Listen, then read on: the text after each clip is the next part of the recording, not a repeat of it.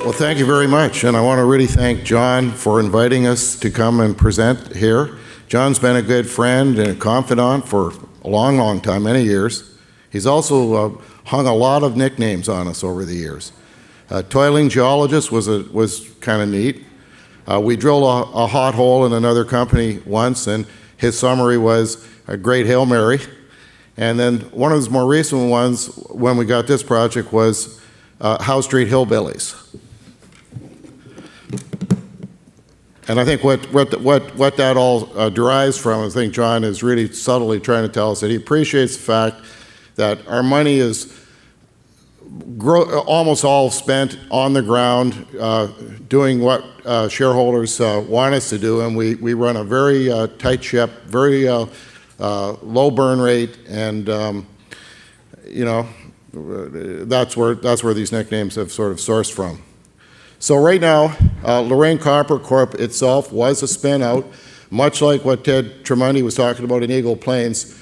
The group manages 4 companies. These have all spun from the same company. Sometimes a partner would earn in on a project, and then we would then re-amalgamate the interests and talk the partner into letting us start a company. And in every case, all the shares that we've received for those things have been spun out back to the shareholders. So we've managed, again, if you added up what the real share value of it is, it's a lot more than it might look like, because there's often 4 companies that really should be added up. But right now, Lorraine Copper Corp it's really about copper, gold in British Columbia. All of the projects have resources, all of them have accessibility, all of them have upside. But there's one project in particular that we're going to talk about. 10 minutes doesn't let me spend too much time just rambling on. So the focus on this thing is going to be what we call the Stardust project. So forward-looking statements, very common. I won't say more. Okay, very quickly, where these projects are all located, 2 of them are fairly close to each other. The Lorraine project itself is a project that we hold in partnership with Teck Corporation. Teck has a 51% interest in it. We have the other 49%. Teck hasn't done much in the last several years. Concept being that they've had other things to spend their money on, and there was no hurry. But at the same time, they've been protective of it, and we have tried a couple times to talk them into letting us have it all back, and that may happen, but it hasn't happened. The OK project down at Powell River has a resource on it. We own 100% of it.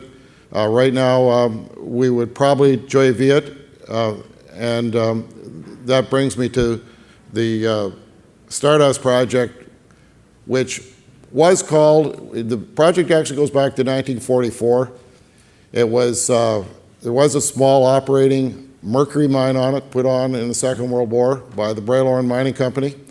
The subsequent exploration outbound from that mine located these precious metal veins and less dust. Politically incorrect now, 1944, it was probably a perfect name. I would have kept it, but by committee, we've changed the name. So the project itself, central British Columbia, it's actually adjacent to, immediately to Serengeti's Quinica project, although it's in different rocks. It's in an area where you can see that there's a lot of neighbors, a lot of mining has occurred or is occurring, and we have a budget this year on this project of $5 million. We anticipate drilling somewhere in the realm of 50 drill holes, in aggregate probably 15,000 meters. Now, we have an unusual deal on it. Rather than bringing a partner in that is going to earn a 60 or 70% interest in the property, we have a partner here, Sun Metals Corp, which is part of the Oxygen Capital group of companies. They can earn 100% of this project subject to a royalty, but after they earn in, spending $6 million, they have to issue 30% of their shares back to us. What the attractiveness with this group is their track record, headed by Mark O'Day, Don McInnes.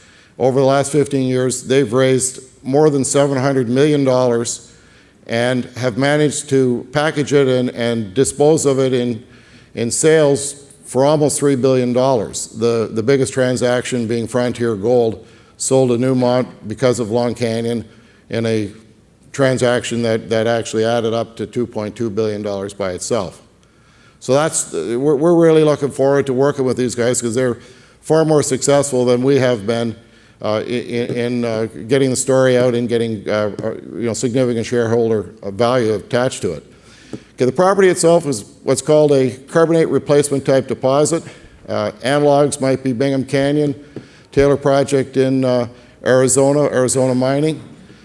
What it really amounts to is an Eocene intrusive that wasn't even recognized until fairly recently, surrounded by what's called a calc-silicate, copper, gold-rich skarn.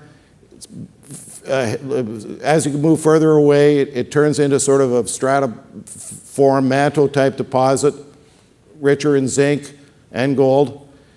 As the temperature decreases even further, it becomes more vein-like, silver-gold veins.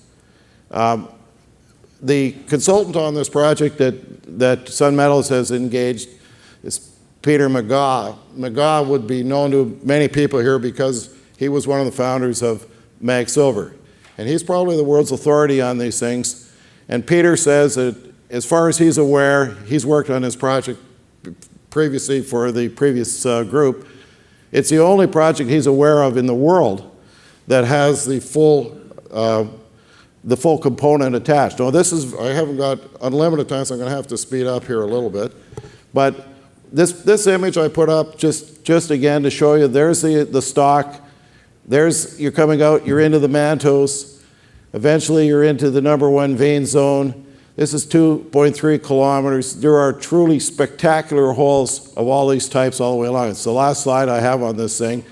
And if I have to, I'll fast forward to that because that's a fairly important part of this presentation.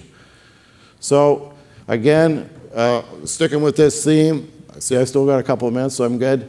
That this entity here, this magnetic map, is what we call the Glover Eocene stock. This distance from here to here is about 2.5 kilometers. The skarn grades out into what we call mantle-style mineralization, into more vein-like mineralization. And down here in the valley, sort of left by itself, that'd be actually 4 kilometers. There's a hole down here that was returned 6.1 meters of 13.7 grams gold. This would actually be more of an almost Carlin-style mineralization. So again, I said that this is Peter McGaw's image, kind of showing how this one sits with respect to some of the other ones around the world. We'll quickly move on. Other projects I talked about at the beginning. I'm not going to talk about them too much anymore because I haven't got an awful lot of time left. They all have resources. They're all certainly worthy of expansion and spending more money on. We're going to be careful, though, that what we do, our corporate structure with 50 million shares, plus or minus, fully diluted, 72 million shares, $800,000 in cash, very low burn rate, cast of characters. Mark O'Day is particularly, I'll point out, Steve Robertson. These are our partners. Donnie McInnes, Rick Bales, who was their consultant who fed this thing to them. But this year, anyways, what it really boils down to, and I think what most people here are going to be interested in, is the fact that we are going to drill 15,000 meters. Try the red one again, yeah. And spend $5 million. And have our wagon tied to another group of horses that have a very admirable track record. So a little bit of the geology, almost out of time here, 13 seconds.